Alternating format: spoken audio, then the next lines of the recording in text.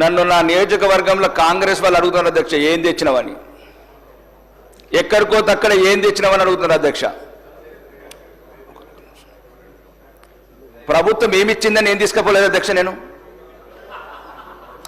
ప్రతి ఊర్లో అయితే ఎమ్మెల్యే ఏం తెచ్చాడు, ఎమ్మెల్యే ఏం తెచ్చాడు అని అడుగుతున్నారు అధ్యక్ష. ప్రభుత్వం ఇచ్చింది ఏంది, నేను తీసుకపోలేదు ఏంది అధ్యక్ష. ఒక్క నిమిషం. గౌరవనీయ రవాణా శాఖ మంత్రి గారు, నేనేమంటున్నానంటే అభివృద్ధి లేదు, అవమానం మళ్ళీ మీరే ఎత్తారు. నేనేమంటున్నా అధ్యక్ష, ఎస్డిఎఫ్ 1,58,000 కోట్ల అప్పైతే నాకు 90 లక్షలు ఇచ్చారక్క అధ్యక్ష. 1,58,000 కోట్లు గౌరవనీయ ముఖ్యమంత్రి గారు నాకు 90 లక్షలు ఇచ్చారు సంవత్సరం లోపల.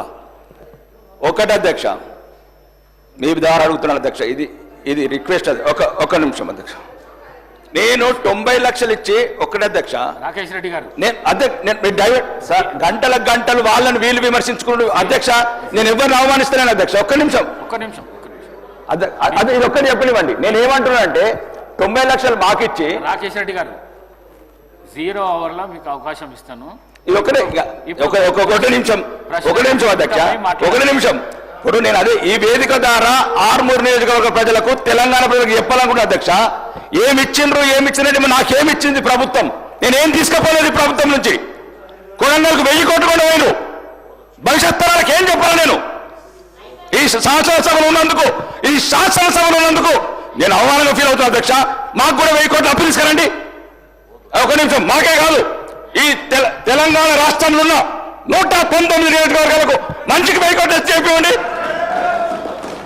అప్పు అల్లుడికి ఒక పంచే. ఇది తెలంగాణ సామెత అధ్యక్ష. 90 లక్షలు మాకు, 1000 కోట్లు మీకు. ఎన్నొద్దు నీ వ్యత్యాసం. నేనేమంటాను అధ్యక్ష, ఒకటి ఏ పార్టీ లేదు, కాంగ్రెస్, బీజేపీ, బీఆర్ఎస్ 119 నియోజకవర్గాలు అందరికీ మంచికి 1000 కోట్లు ఇవ్వండి అధ్యక్ష.